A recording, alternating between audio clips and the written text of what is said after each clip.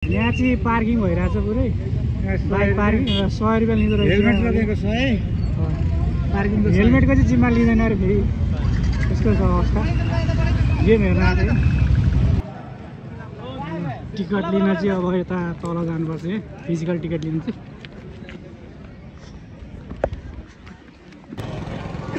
Match हेर्ने मान्छे चाहिँ कमी छ है। त्यतिर भिडभाड डह्रो छ। स्याटरडेको दिन 2वटा म्याच छ।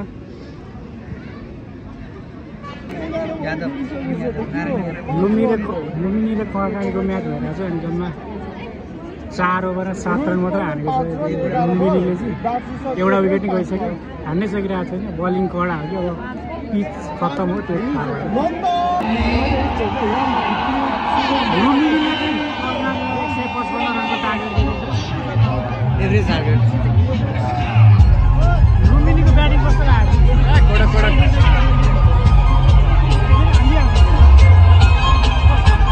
रोहित पौडेलको चाहिँ अब हाफ सेन्चुरी चाहिँ अब 1 रनले मिस भयो। अब जेने स्मिथको हल्का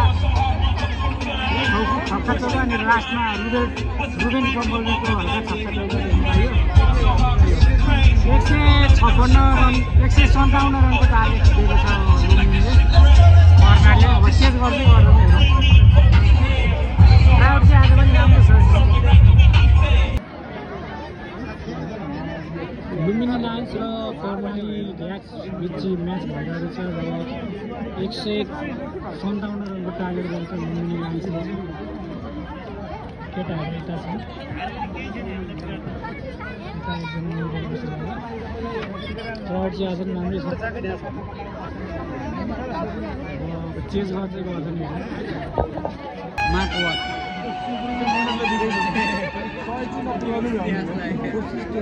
कर्णालीले चाहिँ अब 8.3 ओभरमा 90 रन बनाइसकेको छ र इजी चेज लाग्छ कर्णालीको लागि चाहिँ।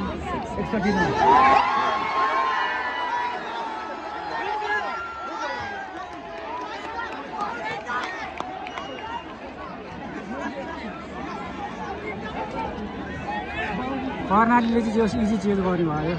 15 ओभरभित्रै चेज गरेर लास्ट छ। 9 ओभरमै अब 100 रन पुर्याइसक्यो, पठाइसक्यो। 1 विकेट मात्रै गएको छ। 15 ओभर नि लगाउँदैन है क्या चेज गरेर।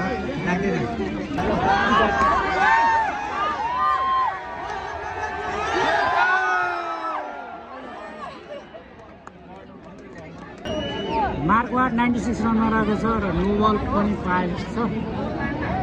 चौका हान्यो भने सेन्चुरी हान्छ। के गर्छ मार्कवाटले?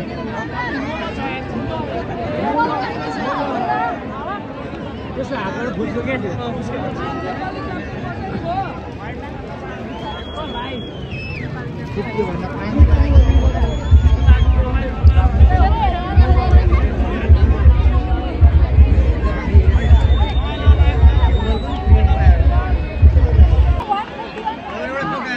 मार्कवाट चाहिँ 96 रनमा रहेको छ र 4 चौका हान्यो भने अब सेन्चुरी भन्नेवाला छ मार्कवाटको चाहिँ। अब के गर्छ है त?